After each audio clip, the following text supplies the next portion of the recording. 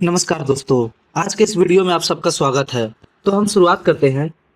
12 जनवरी 1975 की सुबह नई दिल्ली का प्रधानमंत्री आवास। सन्नाटा इतना गहरा था कि वहां सांस लेने की आवाज भी किसी धमाके जैसी लग रही थी।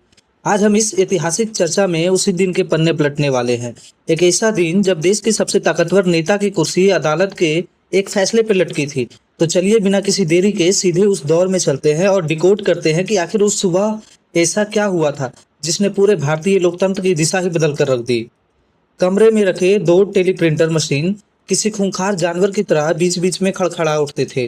प्रधानमंत्री के निजी सचिव एनके शेषन पसीने से तरबतर किसी पिंजरे में बंद बाघ की तरह बस इधर उधर टहल रहे थे। उनके मुंह से बस एक ही बात निकल रही थी, ये खामोशी मार डालेगी। वो एक ऐसे अदालती फैसले का इंतजार कर रहे थे जो एक मौजूदा प्रधानमंत्री को सीधे सत्ता से बेदखल कर सकता था। लेकिन नौबत यहाँ तक आई कैसे? तो कहानी की असल शुरुआत को समझने के लिए हमें टाइम मशीन में बैठकर दिसंबर 1970 की उस कड़कड़ाती ठंड में जाना होगा। अचानक एक खबर आती है जिसमें पूरी राजनीति में आग लगा दी। लोकसभा भंग कर दी गई थी और तय समय से पूरे एक साल पहले ही चुनाव की घोषणा हो गई। दरअसल 1969 में कांग्रेस पार्टी के दो टुकड़े हो चुके थे। एक तरफ इंदिरा गांधी का गुट और दूसरी तरफ पुराने दिग्गजों का गुट। बस इसी राजनीतिक भूकंप ने उस महायुद्ध की जमीन तैयार की जिसे हम आज समझने की कोशिश कर रहे हैं। ये तो हमारा पहला अध्याय है, 1971 का चुनावी युद्ध। इंदिरा गांधी बनाम राजनारायण रायबरेली। विपक्ष को अच्छे से पता था कि अगर वो अलग अलग लड़े तो हार एकदम पक्की है, इसलिए सबने हाथ मिला लिया। लेकिन सबसे बड़ा सवाल ये था कि रायबरेली जैसे मजबूत सीट पर प्रधानमंत्री के सामने लड़ेगा कौन? तभी एक गुप्त बैठक में एक नाम गुंजा, राजनारायण। एक ऐसे नेता जिन्हें हार का कोई डर नहीं था बल्कि लड़ने का एक जुनून था। अब ये कोई आम चुनाव तो था नहीं, बल्कि एक जबरदस्त सियासी महायुद्ध बन चुका था। तो 7 मार्च 1971 की वोटिंग हुई। राजनारायण का कॉन्फिडेंस इतना हाई था कि गिनती शुरू होने से पहले ही 8 मार्च को उन्होंने अपना विजय जुलूस निकाल दिया था। लेकिन जरा इन नतीजों को देखिए। 10 मार्च को जब असल रिजल्ट आए तो हर कोई सन्न रह गया। इंदिरा गांधी को मिले 1,83,000 से ज्यादा वोट और राजनारायण सिमट गए सिर्फ 71,000 पर। 1,10,000 वोटों का ये भारी भरकम अंतर राजनारायण के लिए एक किसी बहुत बड़े सदमे से कम नहीं था। यहीं से शुरू होता है हमारा दूसरा भाग, जादुई स्याही की थ्योरी, एक कथित केमिकल फ्रॉड। हार के बाद राजनारायण को बिल्कुल यकीन नहीं हुआ और तभी रायबरेली की गलियों में एक अजीब सी अफवाह उड़ी कि बैलेट पेपर पर एक जादुई स्याही का इस्तेमाल किया गया था। कहा गया कि वोटर जहां मुहर लगाता वो निशान गायब हो जाता और गिनती से पहले कांग्रेस के निशान वाली मुहर अपने आप उभर जाती। ये सुनने में किसी जादू टोने जैसा लगता है, लेकिन राजनारायण इस बात को लेकर इतने आश्वस्त थे कि उन्होंने इस स्याही को मुद्दे को सीधे अदालत ले जाने की ठान ली। अप्रैल 1971 में राजनारायण मशहूर वकील शांति भूषण के पास पहुंचे। शांति भूषण ने जब इस जादुई स्याही वाली याचिका का ड्राफ्ट पढ़ा तो उन्होंने इसे बिना सोचे समझे सिरे से खारिज कर दिया। उनका एकदम स्पष्ट कहना था, जनता गपशप करती है लेकिन अदालत सबूत मांगती है। उन्होंने साफ कर दिया कि वो एक केस तभी लड़ेंगे जब इस सर्कस जैसी थ्योरी को बाहर निकाला जाएगा और एक बहुत ही गंभीर सबूतों पर आधारित कानूनी चुनौती तैयार की जाएगी। तो यहाँ से हमारा शुरू होता है तीसरा पड़ाव, कानूनी केस की किस प्रकार तैयारी की गई। 258 पन्नों की याचिका। शांति भूषण की बात मानकर जादू स्याही वाली थ्योरी को डस्टबिन में डाल दिया गया। इसी जगह इसकी सरकारी मशीनरी के दुरुपयोग एक बेहद गंभीर मामला बनाया गया। कई दिनों की दिन रात मेहनत के बाद तैयार हुआ एक 258 पन्नों का ऐतिहासिक ड्राफ्ट ये कोई मामूली शिकायत नहीं थी, ये सीधे देश की शक्तिशाली कुर्सी पर एक बहुत बड़ा कानूनी प्रहार था।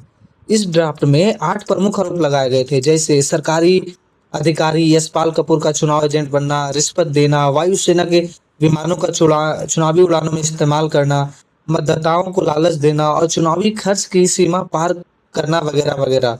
अब यहाँ जो सबसे अहम बात है वो ये कि शांति भूषण ने राजनारायण को पहले ही बता दिया था कि अगर इन 8 में से एक भी सिर्फ एक भी आरोप साबित हो गया तो प्रधानमंत्री की कुर्सी जा सकती है। तो यहीं से हमारा शुरू होता है चौथा अध्याय, एक अडिग जज जस्टिस सिन्हा की परीक्षा। इलाहाबाद हाईकोर्ट में गवाहियों और कानूनी दांवपेच का ये सिलसिला पूरे 4 साल तक चला। इस केस की सुनवाई कर रहे जस्टिस जगमोहन लाल सिन्हा पर फैसले को बदलने का ऐसा दबाव था कि जिसकी कल्पना भी करना मुश्किल है। ये अब सिर्फ एक कानूनी लड़ाई नहीं रह गई थी, बल्कि ये न्यायपालिका की आज़ादी का एक लिटमस टेस्ट बन गया था। अब जरा इस नंबर पे गौर करें, 5 लाख। उस दौर में 5 लाख। सोर्सेज बताते हैं कि इस फैसले से पहले जस्टिस सिन्हा के सामने नोटों से भरा एक पूरा सूटकेस खोला गया था। इशारा ये था कि फैसला थोड़ा नरम रखा जाए। बात सिर्फ पैसों की नहीं थी, सीधे सुप्रीम कोर्ट के जज बनाए जाने का ऑफर भी दिया गया। लेकिन जस्टिस सिन्हा, उन्होंने सूटकेस की तरफ नजर उठाकर देखा तक नहीं। सारे लालच, सारे प्रलोभन सब बेकार गए। फैसले से ठीक पहले कुछ दिन किसी थ्रिलर फिल्म के क्लाइमेक्स से कम नहीं थे। जस्टिस सिन्हा ने 8 जून तक फैसला रोक कर रखा ताकि गुजरात विधानसभा चुनाव पर इसका कोई असर न पड़े। इधर दिल्ली में बैठे अधिकारी चाहते थे कि फैसला तब तक टाल दिया जाए जब तक प्रधानमंत्री विदेश दौरे से लौट ना आए। लेकिन जज साहब ने 12 जून की तारीख तय कर दी। खुफिया विभाग यानी आईबी के फैसले को लीक करने के लिए स्टेनोग्राफर के पीछे ही पड़ गई थी। लेकिन 11 जून की रात फैसला टाइप हुआ और अगली सुबह वो स्टेनोग्राफर रहस्यमय तरीके से अपने परिवार के साथ ही अंडरग्राउंड हो गया, ताकि फैसले का एक शब्द भी बाहर ना जा सके। और यहाँ हम शुरुआत करते हैं एकदम अंतिम भाग। आखिर ये ऐसा ऐतिहासिक फैसला 12 जून 1975, कोर्ट रूम नंबर 24। अब हम वापस लौटते हैं उसी 12 जून की सुबह पर। इलाहाबाद हाई कोर्ट का वो कमरा नंबर 24 खचाखच भरा हुआ था। खुफिया विभाग के अफसर सादे कपड़ों में वहां मंडरा रहे थे। 55 साल के दुबले पतले जस्टिस सिन्हा अपनी कुर्सी पर आकर बैठे। पूरे देश की सांसें अटकी थी। क्या सच में कोई अदालत एक मौजूदा प्रधानमंत्री को दोषी ठहरा सकती है? तभी अदालत के पेशाकार ने अपनी भरी आवाज में कहा, खामोश। जब फैसला सुनाया जाएगा कोई ताली नहीं बजाएगा। पूरे कोर्ट रूम में सुई गिरने जैसी शांति छा गई। जस्टिस सिन्हा ने अपने वो 258 पन्नों वाली फाइल खोली और उनकी आवाज बिल्कुल सपाट थी। बस वो चंद पल थे जिन्होंने भारत की राजनीति के इतिहास को हमेशा हमेशा के लिए पलट कर रख दिया। ये था वो फाइनल फैसला। अदालत ने इंदिरा गांधी को चुनाव प्रचार में सरकारी मशीनरी के इस्तेमाल का दोषी पाया। और इसका सबसे बड़ा आधार क्या था? यशपाल कपूर का कार्यकाल। दरअसल कपूर ने इंदिरा गांधी के लिए 7 जनवरी से ही प्रचार प्रसार शुरू कर दिया था, लेकिन वो 25 जनवरी तक सरकारी नौकरी में बने हुए थे। बस इसी एक कानूनी चूक ने इस बारीक सी रेखा ने प्रधानमंत्री को अयोग्य ठहरा दिया गया और एक ही झटके में उन्हें सत्ता से अपदस्थ कर दिया गया। सुबह 10:20 नई दिल्ली के प्रधानमंत्री आवास टेलीप्रॉम्प्टर की मशीन एक बार फिर खड़खड़ाई, लेकिन इस बार उस पर बड़े बड़े अक्षरों में जो छपा था वो किसी बम के फटने जैसा था। इंदिरा गांधी अनसीटेड। इनके शिष्य ने बदहवास होकर वो कागज फाड़ा और गलियारे की तरफ भागे। उस एक सिंगल लाइन ने पूरे देश की राजनीति में एक जबरदस्त भूचाल ला दिया था। शिष्य ने कांपते हुए हाथों से वो कागज सामने से आ रहे राजीव गांधी को पकड़ाया। राजीव ने उसे पढ़ा, उसके चेहरे के भाव बदले और वो तेजी से अपनी माँ के कमरे की तरफ चले गए। अंदर जाकर उन्होंने बड़ी अजीब सी शांति से साथ कहा, मम्मी, उन्होंने आपको अयोग्य घोषित कर दिया है। इस इतनी बड़ी खबर पर इंदिरा गांधी का रिएक्शन कैसा था? बिल्कुल शांत। बिना किसी हैरानी के उन्होंने बस इतना कहा, तो आखिर उन्होंने कर ही दिया है।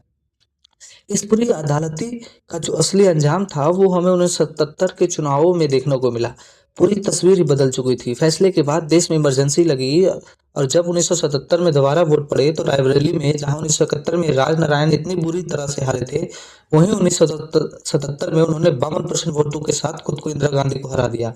वो इंदिरा गांधी जो महज 35.5% वोटों पर सिमट कर रह गई। तो इस पूरी चर्चा के अंत में एक बहुत ही गहरा सवाल खड़ा होता है, कैसे एक अदालत, एक मात्र फैसला और एक जज की अड्डी ईमानदारी पूरे के पूरे लोकतंत्र की नियति बदल सकती है।